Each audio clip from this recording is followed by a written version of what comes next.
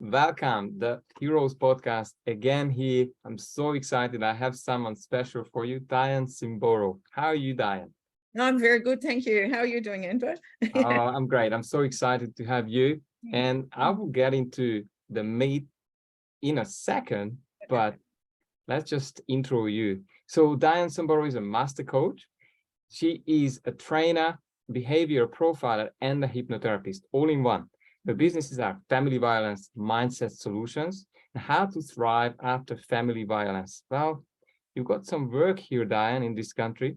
So Dianne steps into women's lives to fill the gap between when the time-limited crisis support services have been exhausted and when the woman or women start their long-term recovery process alone.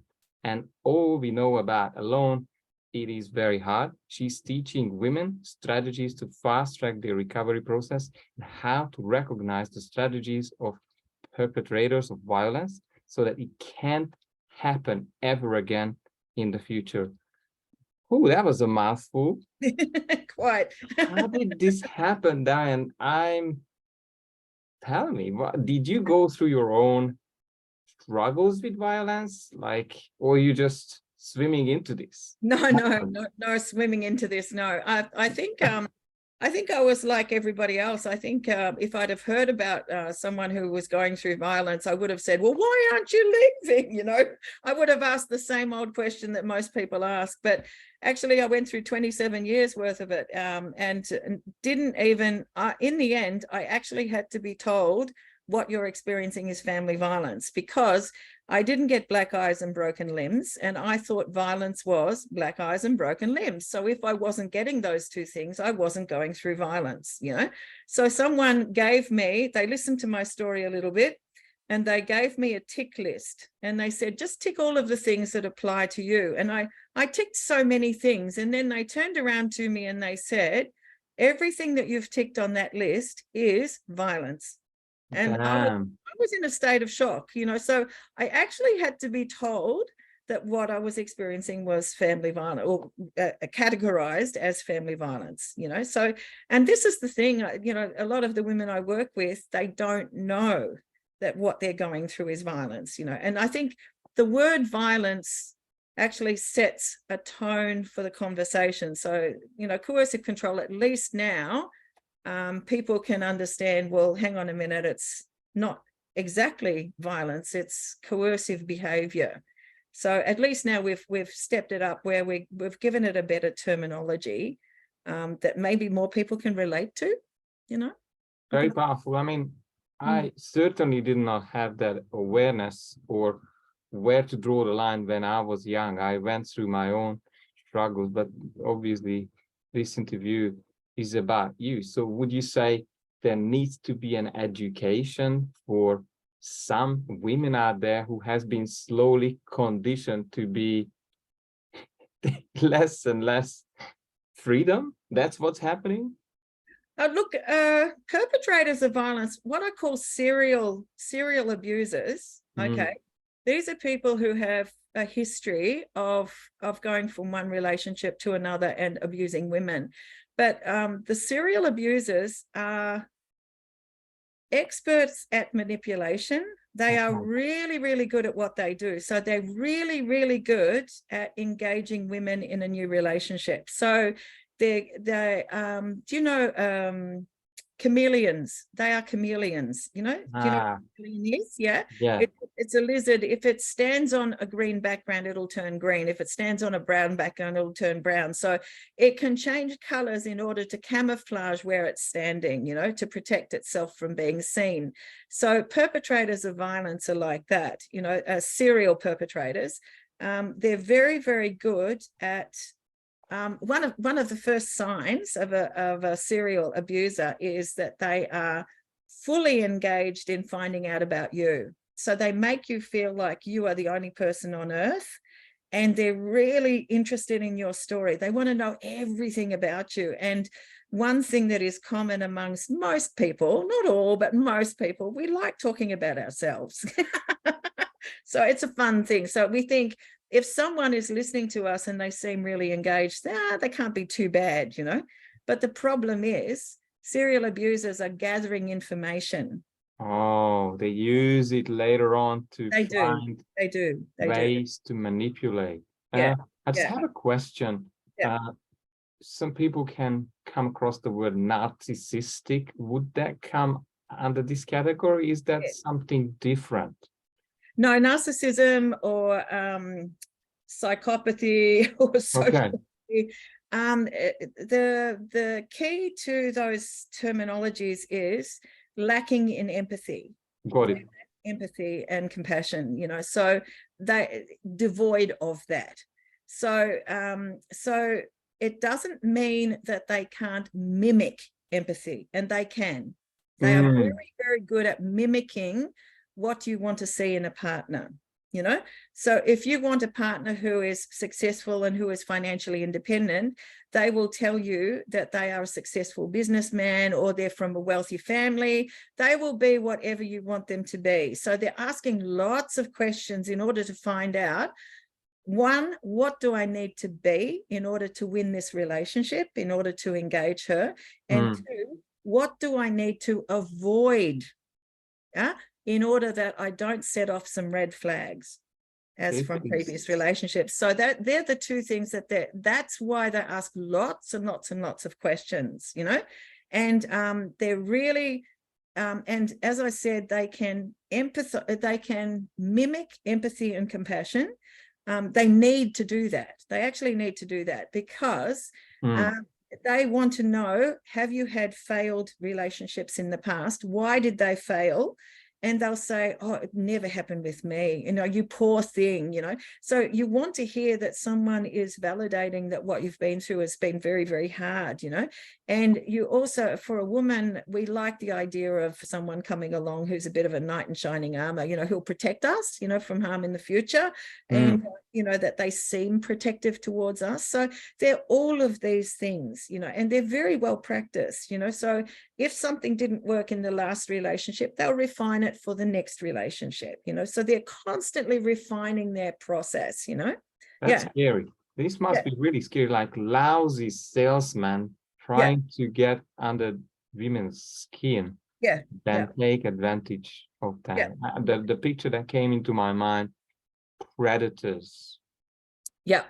Keeping an eye out on the weakest in the, not in the herd, but whoever they can find. And so tell me, did you have a point in your life where you felt this yourself on your skin, not being valued, patronized, maybe being taken advantage of? Do you have your own massive story behind this?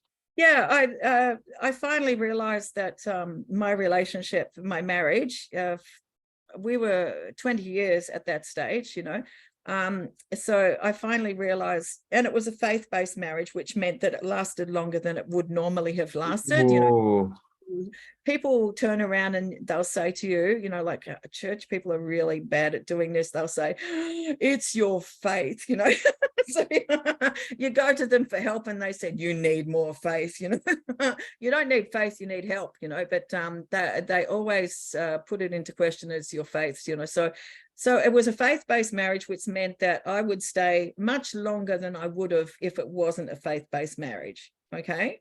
And so that's important for people to understand too, you know. So I was trying to do everything I could in order to resurrect and save this marriage, but there was nothing I could do because perpetrators, as long as their strategies of abuse are working, as long as they're getting what they want out of the relationship, you know, there's no need for them to change. So if I stay, they're getting, you know, my husband was getting what he wanted. So me staying in the relationship was giving him what he wanted, but it was bleeding me of everything that I needed to survive, you know. So he had gambling problems. He had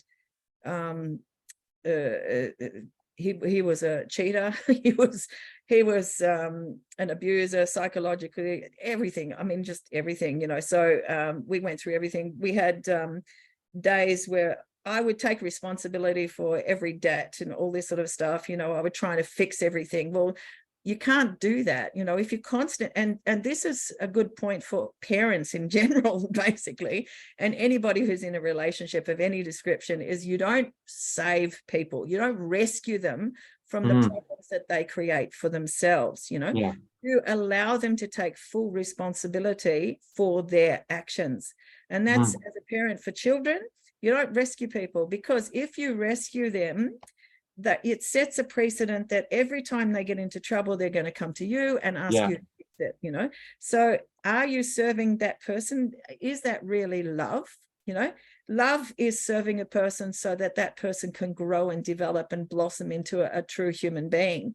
But what you're doing is you're preventing that from happening if you constantly rescue them, So Wow. I gave up rescuing. What I did was I decided, okay, his gambling is out of control. We had hungry days, and it was linked to abuse. The abuse was escalating because anytime I questioned the gambling, the fact that we didn't have money for food and everything like that, he would be very defensive, of course, and it was all my fault. Of course it was, it had to be my fault. Yeah. So, sorry, what were we going to ask? Yeah. Yeah. I just wanted to ask, and I'm sorry, I made a few steps back. When you said faith, I just wanted to really go deeper there.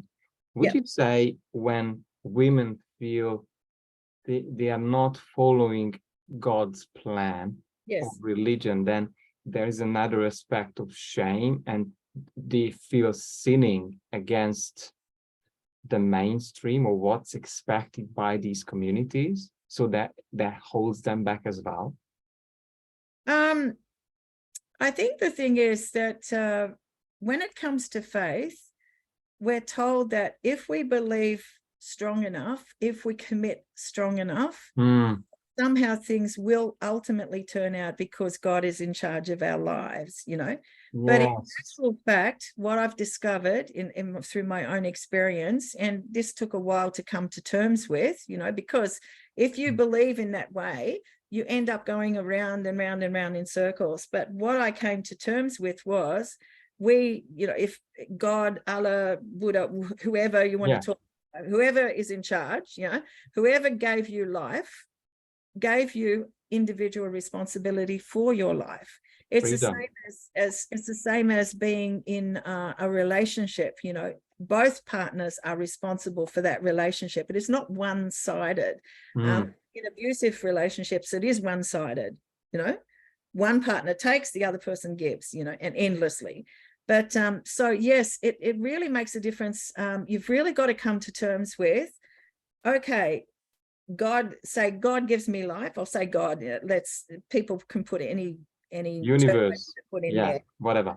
But I've been given life, but I've also been given a responsibility to conduct my life in accordance with values that I believe in, morals, beliefs, whatever.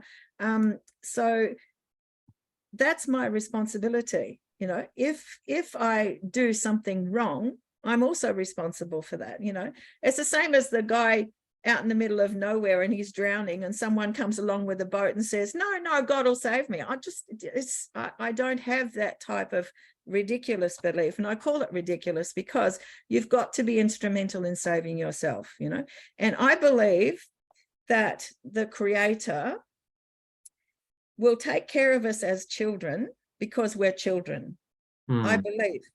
But he also wants us to grow up. If we are a world full of children who aren't willing to take any responsibility because he's going to save us, then we're not, this world is going to destroy itself because we're not growing up. We're not taking responsibility for our actions and our choices, And we should be held accountable for those actions and choices. We should hold ourselves accountable for those actions and choices, because what we do creates our life and creates our quality of life.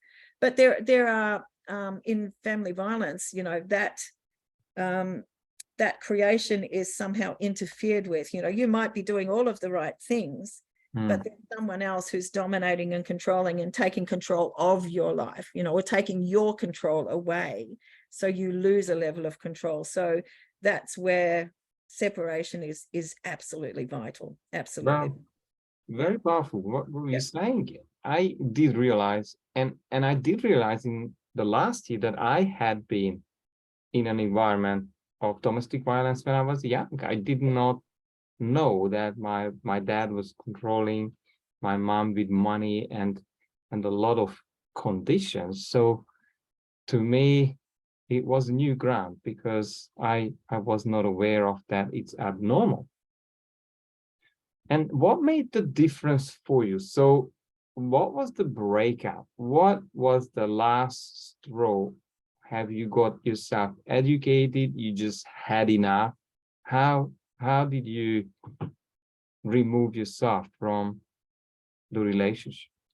The funny thing is, and I think you might hear a number of women say this, for some reason, when I saw the effects on my children, when I saw my husband, I'm telling my husband at the time, I don't want to say my ex now, but at that time he was my husband. When I saw my husband throwing things just right past their head and smashing things against the wall, I mean, that's scary. That's scary. Mm. So he might have, he did all sorts of things to me, but when I saw that and I saw my children's fear, I thought, nah, done, I'm done. So there was a lot that happened before that, but that was the crunch. That was the crunch, I just thought, and it'll sound weird, but I've heard so many women say this, I didn't care what he did to me, but to my children, he couldn't do that. Now, I think that's a sad quote, and I say it purposefully because why didn't I care what he did to me? I think that's very sad, but at least my children woke me up to the fact that you can't continue this way. If my children hadn't been there, I would have been out of the relationship before that anyway. My children held me there because he threatened to take my children away. Damn, what a calamity. Like, this is deep. And when you sort of broke out of this in your own way, and I'm happy for you to share the story. How did you go through the normal government funded support? Was that how you ended up running this business now, or? No, actually, I did it all myself. Really, I didn't even know. Now, just remember, at that point, I did not know I was going through family violence. I just knew I needed to get out of this relationship. Oh. I knew that it had reached its end, and I knew I had to get out. So it took me 12 months. I actually had to change my job. I actually had a back injury, a permanent back injury, just 3 years before. And I had to change my job from nursing. I couldn't nurse any longer. I changed it to teaching piano in schools. I couldn't do that any longer because of, and I loved that job and I was good at it, but I couldn't do that because holidays, school holidays, and also sometimes people wouldn't even bother to pay me. They thought I could afford to live on air, So then I had to change my job to, and this is really, really funny. I thought I need a job because of my back injury. I needed a job that I could stand for 10 minutes, sit for 10 minutes, and walk for 10 minutes, and I needed a company car because I knew I was going to leave everything with my husband. I gave him the house, the car, I gave him the furniture. We took 2 beds with us, and we took a computer because the kids needed it for school. So that was for the 3 of us, So I knew I needed a job that could sustain us, and I wasn't expecting any sort of financial support from him, So I was looking for this job that 10 minutes standing, 10 minutes sitting, 10 minutes walking, and a company car.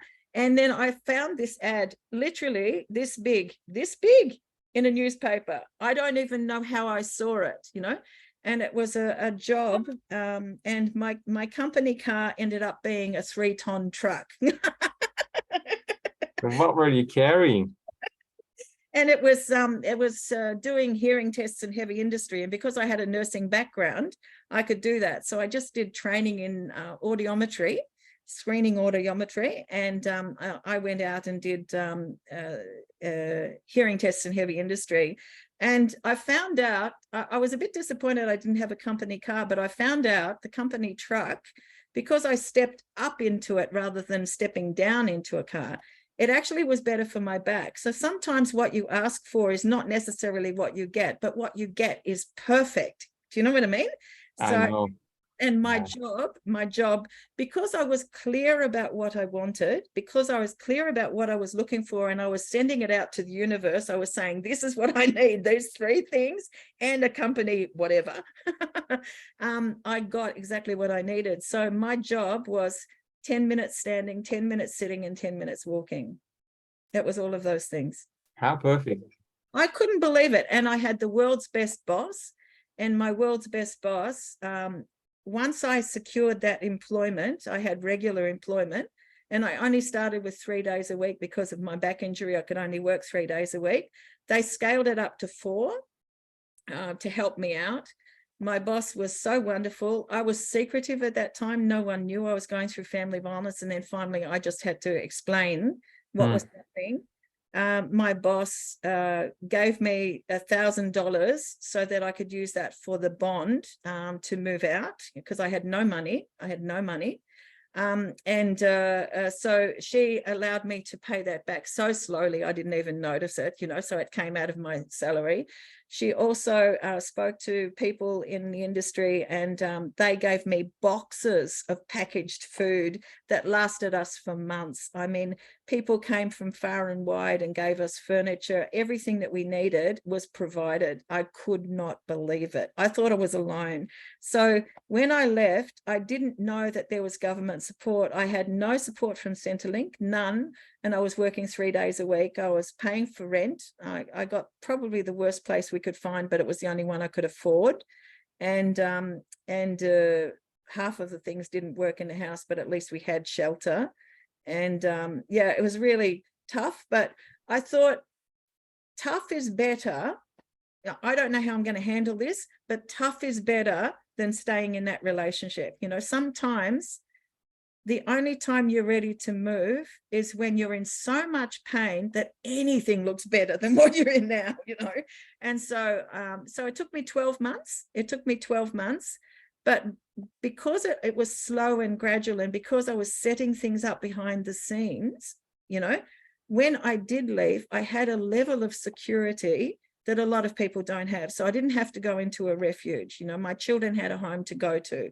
They could keep their same school, So it was worth doing slowly, but you have to be very careful, obviously, you have to keep things secret. And then I found out that there was government support, but it took time for that to kick in. So for the first 2 or 3 months, I was on my own on 3 days a week pay, but I was happy. I was happy as a pig in mud. So I did not know how happy I could be. I did not know how relieved I could be. And 1 week after I left, one of the ladies at school said, "Dianne, you look wonderful. You look 10 years younger. What did you do?"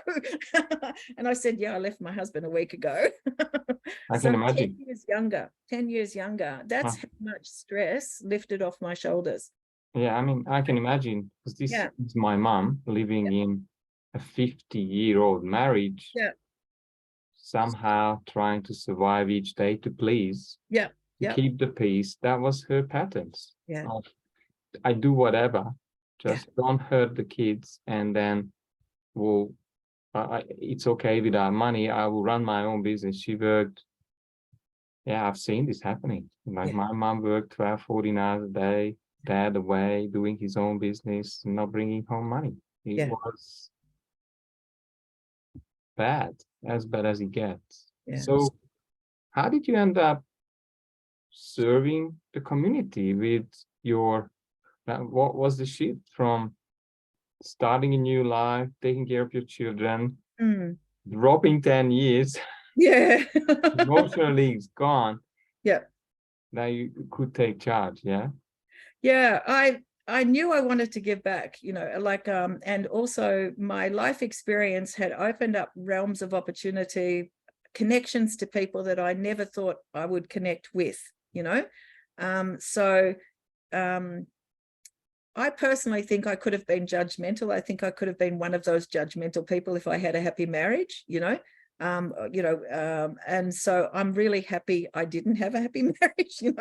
It sounds strange, but I'm really happy for my life experience because it's made me, I don't know, a more reasonable person, and I feel like I've connected to people I would have missed out on connecting to before. I would have thought I didn't have anything in common with them. I've found the most wonderful people in humble places, and humble and high places everywhere. But it's been good for me. But yeah, so coming back, what happened was I wanted to give back, and I wanted to help women. But once again, I still, at this point, didn't really know that it was family violence. I'd been given an indication, but I still didn't know. But I saw that they were asking for volunteers to help women who were going through family violence. And I thought, oh, that's just terrible. I'd like to help. This is so funny. Yeah, it is, isn't it? And then I went and I met my friend Geraldine. She's amazing. She's been 28 years in the sector. And I was late in applying for the volunteering. It was volunteering as a volunteer peer support worker. Okay. So peer support worker means that you've been through violence, and so I was late in showing up. They were just about to close the door, and Geraldine said, no, I think we need to keep her. I think we need to open the door to her. And then she said to me, look, the volunteers that we have, they've got to have been through family violence, or someone in their family has gone through family violence. And I said, oh, I'm sorry, I haven't. So she listened to my story and she said, Dianne, you have. You can stay. You are one of the top ones here. And not a beginner. So it was wonderful. I think me wanting to give back ended up, I was connected to women. I thought, oh, I know that story. That's my story. And I couldn't believe, and I did court support. I used to go to court with so many women, and I did coaching. As soon as I left the relationship, I did 12 or 18 months of coaching, and that's where I was trying to give back, so I was using my coaching skills. So I would go to court with the ladies and I would coach them, through a difficult day, through a really tough day, and help them with little tiny strategies that would keep them on track, And then I became more knowledgeable about the challenges that they face and what the court process is. So I went through magistrates court, family court and children's court with many people across Victoria, so in different court systems across Victoria. So I became more knowledgeable about that and how to really advocate for women. And I stood toe to toe with some really nasty lawyers, really, and toe to toe with, you don't have a lot to do with the perpetrators, but you certainly do with their lawyers and things like that. So when someone couldn't speak up for themselves, I was their spokesperson, so I learned to have my voice back again. I started to build my voice. And I think that's one of the most important things that you need. If you're speaking up for someone else, you have a louder voice. If you're speaking up for yourself, it tends to be a little bit quiet. Especially, there's lack of self-worth and confidence. And obviously, most of these women have been, how to say, demolished. Yes. As far as really having a voice, be heard, and probably that level of self-confidence was non-existent. Yeah, exactly. Yeah, it's true. Because your topic is self-worth, it's so appropriate to recovery from family violence, because that's the thing that you need to recover. You need to recover that self-esteem, self-worth, and to start also to rediscover who you are, and that actually you haven't lost who you are. It's just been masked or just hidden, and so it takes time to pull that out again, But so I did all of that. And then once I did that, they saw that I had skills that they could use. So they invited me, and they never do this. They never invite volunteers to do this, but they decided they would invite me to be a co-facilitator of the Women's Support Program, and I did that for 5 years.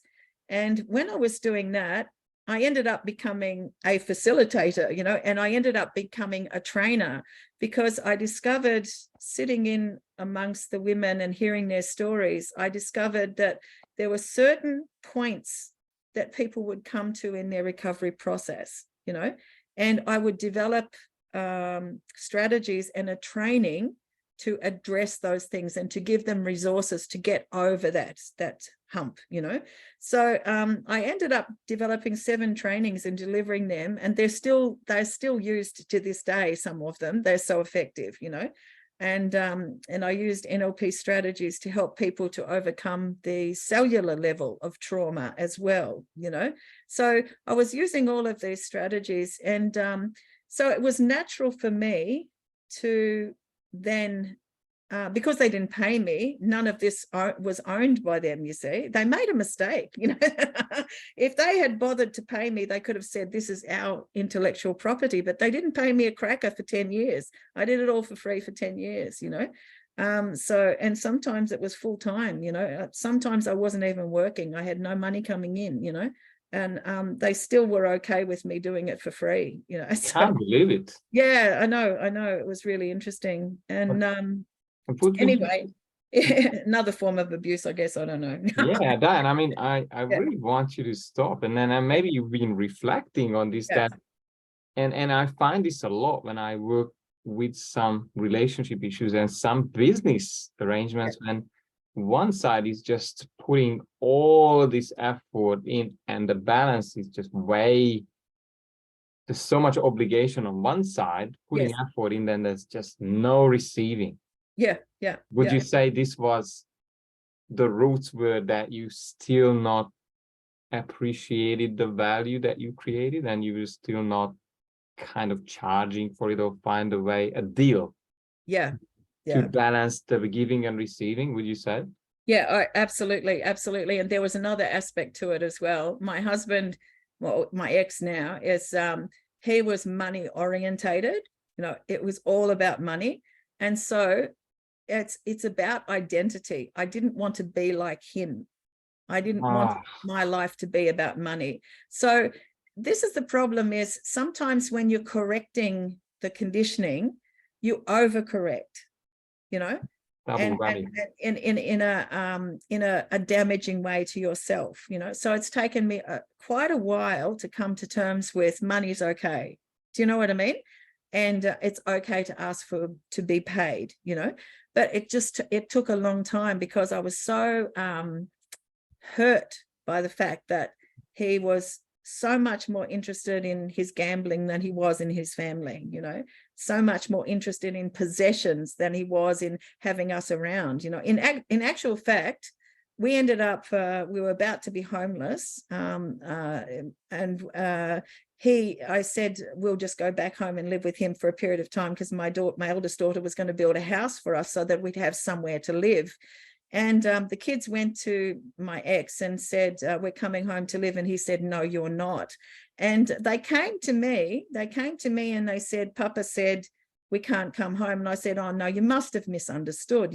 Even I couldn't believe that he would say such a thing.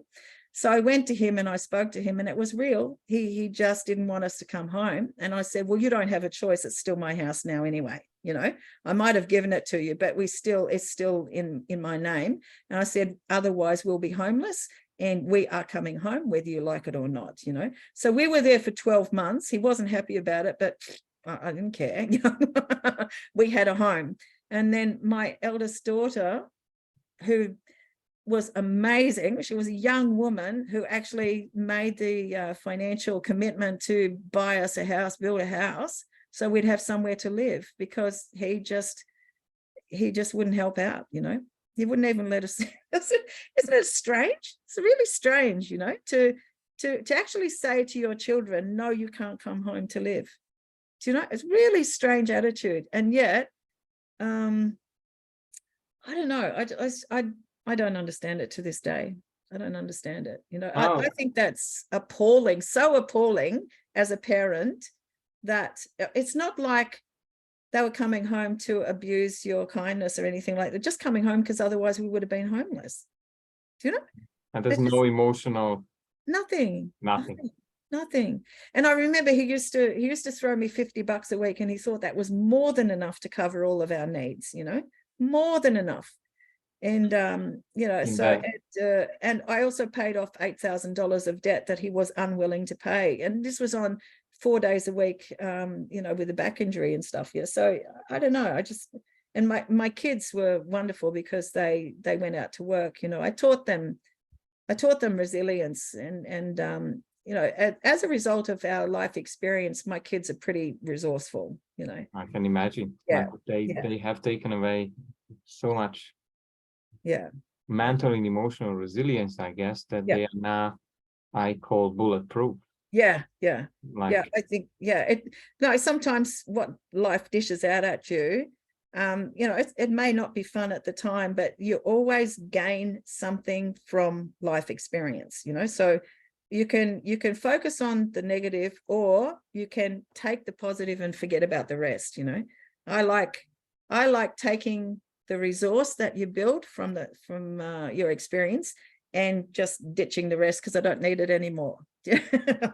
I like doing that. Yeah. So Dianne, how do you help now? Who are your clients? How do you help them? The clients are people, women. I exclusively work with women, not because I don't believe that there are men out there who are victims of violence, but I exclusively work for women because I'm a woman and I find women survivors don't like to have any men around. You know, they feel threatened. They're in their recovery mode. So that's why I work exclusively with women, and I refer my male clients, you know, anybody who comes to me, I would refer them on to people like you, you know. So I think it's really important that we deal with someone who can speak our language, as our gender language, and our experience. So it's women and children who've been through family violence, you know, or sexual abuse, and they've exhausted their government supported. So there's about 6 to 12 months of government supported crisis care, you know, and after that, you're basically on your own. Once you exhaust that, you're basically on your own. Unfortunately, the legal process can last for years. I know people that's lasted for 5 or 10 years. You know, there's one lady, her youngest son is 8, going on 9, and she's still going through the whole legal process still to this day, you know. So it just doesn't end. So how I help women to fast track their recovery process using the strategies that I found out work, you know, and I've tried and tested them on more than 500 people in the last 10 years, you know, just in the volunteering work that I've done. I've worked with more since then. But I tried and tested these strategies to see, well, they worked for me. So I thought I'll share these strategies with these other women and see what happens. And they worked for them as long as they implemented the strategies. So I thought, that's really amazing. I didn't realize that what I developed actually works for other people, you know, and then I would build on it and build on it and build on it. So what I've done is I've established a membership site, you know, that people can come to, and they can step themselves through week by week the recovery process, you know, and it deals with all of the challenges that most women, I'd say pretty much all of the women face in the recovery process. Yeah. So would you have any tips or tricks for someone who is sitting on the fence? It's not knowing whether to leave or not. Is that what you mean? Yeah. Yeah. What would the 3-5 things you would be able to share now to help them? Yeah. Women will only leave when they're ready to leave, when they're in more pain than the benefit of what they've got, you know.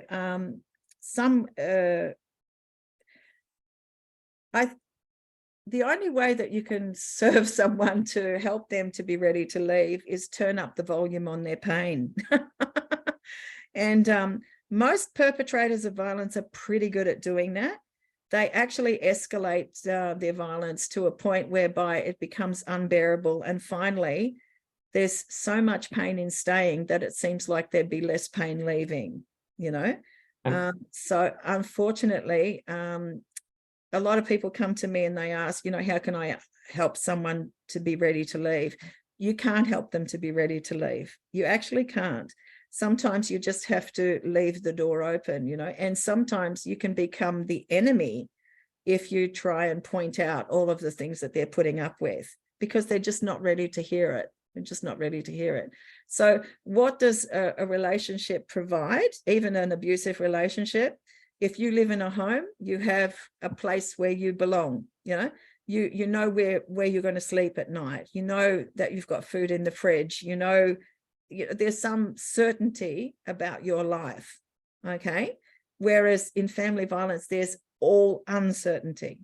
And we all need some certainty in our life. You know, we all need that to step on and then build upon, you know. So if you take away where they live, then they're likely to come bouncing back straight away again. So what I would say to people who are on the fence about leaving and they're in pain and they're ready to make a move, I would say do what I did. Slowly get everything ready. Slowly start connecting with and start connecting in a library or somewhere out of reach, somewhere where he can't track your phone, somewhere where he can't track what you're doing on computer, okay?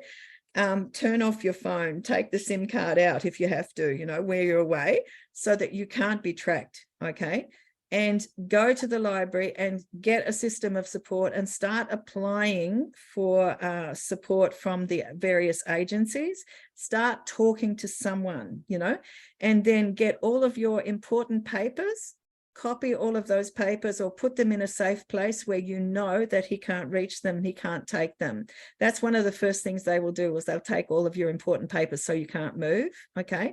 Start to build a small financial foundation. Again, build it in a not in your regular bank, you know, put it aside. It's not cash. I wouldn't put it in cash because you can lose it, but you know, open up a bank account in a different area, you know, and start putting small amounts of money into that so that you have some sort of financial foundation. Figure out things, you know, that you can get, and start looking for a place to live. You know, you don't really want to have to go to a refuge. It's temporary. You'd rather, I think it's better if you can go to a place that you've chosen, you know where you're going to be and everything like that. My phone's going off, but I'm just going to ignore it. So all of these things, you know, try to get things ready so that when you are ready to leave, that you've got a system of support in place, so that it's not tempting to go back straight away, you know. And there are financial supports that you can put into place. Centrelink has financial advisors, you know. So if you put those supports into place before you leave, you're more likely to be able to stay away, more likely, you know. And that is giving yourself certainty. You need some sort of certainty. You need to have some control over your life. Otherwise, they can turn up the volume on your pain. They can threaten you. They can do this and then it's sometimes much easier just to go back, because at least you know where he is. A lot of women will say to you, at least I know where he is. Do you know? When they go back. Yeah, so we're looking for certainty. We're looking for comfort. I can't say safety and security. There's no safety and security there, but there is comfort in knowing where you're going to be, okay? And sometimes we'll settle for that when we don't have anything else, you know. So yeah, that's so insightful, as you say. Yeah. From the point of view of mindset, the familiar bad is still, by the subconscious at times, is more valuable than the unknown, which equals danger in some or most unconscious minds of women who are in this limbo. Shall I go? Shall I stay? I don't know. Well, I choose what I know. It's bad, but at least tricky situation. So what would you be celebrating in 5 years' time? What will I be celebrating in 5 years' Yeah, time? like what? How would That's a you good impact? question. I would like to see more people taking part in my membership site, you know, seeing the benefits. And I would like to be speaking more in front of audiences and working with more people, you know, like I love public speaking. I love doing workshops. I love running groups. I love running support groups is one of my favorite things, because when you're working with groups, if one person changes, everybody changes in the room. You know, one person shares their story and everybody benefits from that one story. Everyone learns something. And I find group work is magical. So I'm a people person. I love working with people, you know, like remote working is fine, but I really love people. I love being around people. So so those are the things I'd like to see, but I'm going to have more grandchildren in 5 years' time too, which will be fun. Dianne, where do the audience find you? How to get in touch with you? Yeah. You've got a website. Is there a course that you are running? Yeah. There's a website, familywiolencemindset.solutions.com. I think it's .com.au actually. Yeah. But anyway, Family Violence Mindset Solutions. And how to thrive after familyviolence.com is the membership site, you know, and people can join the membership site for just $1 for the first month, you know, and it's $49 a month thereafter. But that first month is it says where you are now, but it also says the walks people through those before court, a day in court, and after court, you know, the really practical, helpful strategies to put into place to get a better outcome in the court process. And also one of the biggest issues I found with the women going through family violence, especially through the court system, is they have an innocent belief that somehow because they're the victim that the system will take care of them. I'm sorry, it's just not true. It's just not true, you know. So I want people to be prepared to know what they need to know in order to get a better outcome, and also to be prepared for what they're about to jump into. You know, there are things that are changing. Thankfully, there are things that are changing right now. But yeah, it's a bit hard at the moment. The other thing I'll tell you too, there's a free resource that people can get on my website, Family Violence Mindset Solutions, and it's a free webinar you can just download. It's called The 10 Key Things You Need to Know to Distinguish Between New Love and the Early Stages of Abuse. Oh, very powerful. Yeah, new love and early stages of abuse are almost identical. That's why I made that webinar. So it tells you the 10 things that you need to know to be aware of what to look for, you know, so that you don't jump into another violent relationship or abusive relationship. So I find so that's a free download. Okay. It's very powerful. I mean, yeah. Obviously, what you've told about it really makes me wonder how much naivety there must be in women who, some of them are not aware that what they are going through is violence, and then stepping into the court feeling that understanding their situation and yet not be prepared to what may be coming from another lawyer or from the abuser. So they cannot really take charge unless they are well educated. They are aware of how far these things could go when it's time to maybe assets allocation and maybe separation. Obviously, these abusers are in control. The pattern is still there, I guess, right? Yeah. Look, they scale up the abuse when you take them to court because they're angry that you bothered to take action against them and that you exposed their dirty secret. You know, they believe you should shut up. You know, they believe it's your responsibility to keep it quiet so that they can maintain the public face, you know, the happy public face, and I'm a Of wonderful course. husband and father, and the private face, I mean, you're abuser and you shut up, you know, type thing. So very, very different faces. And the thing is, they never confuse the two faces, but when you take them to court, the dirty face is exposed, you know, and they're cranky about it. They're cranky. They're gonna try and punish you for that, you know. And so unfortunately, when you do leave, I would love to say that all of it finishes. It doesn't finish, unfortunately. They scale it up to make you more, or to, in an attempt to make you more miserable, so that you'll go back in order just to breathe, you know. But just remember, I want to warn women, just remember, if you do go back, you go back, and the perpetrator actually believes, if you come back to me, knowing my history and knowing what I did to you before, you're coming back and signing up for more of that. So you're giving me permission. Yeah. So that's what the women don't understand. You know, they will try, the perpetrators, I don't know how many times I've been to court, especially magistrate court, where a woman has taken out an intervention order against her abusive ex, and a shocking abuse. I mean, they read it out in court. And then the next time I go back to court with another of my clients, they're sitting there together, snuggling up together, and she wants to undo the intervention order because he's really nice to her now. And, you know, and I know that I'm going to see them back in court the next time I go there. And I know that the abuse is going to be so much worse. So these guys always become the person that you fell in love with again, because they want you back. They want you back because you have taken away their fulfillment. They get fulfillment out of dominating and controlling you.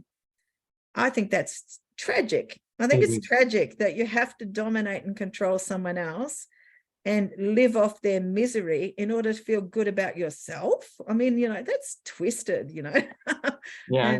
Yeah, it's really twisted. It really brought me energy vampires into my mind now, that's what a false agenda for a relationship. And I would say, like everything else, is how that person is doing one thing, probably it is reflecting other areas of life. They must be doing business, again, trying to get unfair advantage of others, or wasting resources or money. And that's not just their money, but it's the family's, you know, safety is gambled away at times. Very powerful conversation. Would there be anything else that you want the audience to know as a last gold nugget to give away? All of the details and your contacts will be under the video. What I want the women to know is that, yes, you might have been damaged. Yes, you might feel bad, you know, but the part of you that was there before is still there. And what you're doing is you're going through and you're reclaiming that, and you're starting to fall back in love with yourself, you know. So the point is that going through abuse, they tell you you're worthless, you're this, you're everything, you know, bad, you know, type thing, you know, you're a waste of space in the world. That none of that is true, you know. Like the perpetrators of abuse are proverbial liars. I mean, they're just constant liars, you know. So whatever they tell you about yourself, you can be absolutely certain it's not true. And so the path of rediscovering yourself and falling back in love with yourself, that is your armor. Once you love yourself, once you're not dependent on love from someone else, okay? Once you can sustain yourself by yourself, and you're not so reliant on the say-so of other people or the adulation of other people, then that is your armor to protect you from future abusers, you know, because you don't need them to come along and tell you how wonderful you are. You know who you are. Yeah. So I would say to anybody who's been through family violence, take the time. Do not bother with relationships. Do not just bounce back into another relationship because you need someone to comfort you. Yeah. Give yourself time to heal. give yourself time to rediscover yourself, and then build your own armor. Then you'll know that the love that you have to give is precious and shouldn't be given to just anybody. It should be given to the person who is worthy of receiving that love. So don't give it away so easily, you know? So that's what I would leave people with. I think that's a really important thing, you know. Dianne, thanks you very much. It really resonates with my last word is probably, to regain your self-worth, seek some help from outside, from professionals who has results behind them and wonderful reviews, because it's hard to do it alone. Yes. I would say it's virtually impossible to do alone. I think we are not meant to be an island. We are meant to interact with one another. And sometimes the most humble person, sometimes the person you sit next to on a train that you've never met before, you strike up a conversation with them. Sometimes that person will give you the golden nugget that you've been looking for. And it will come from unusual places at unusual times, and but it will be there. It will be there. Wonderful time. Thank you very much, Dianne. I loved connecting with you. And as you heard, she is the master. Reach out to her, have a chat to her, discover what kind of resources she has for you, and you'll find them under the video. Any questions, Dianne is your contact. Thank you very much. Thank you so much, Andre.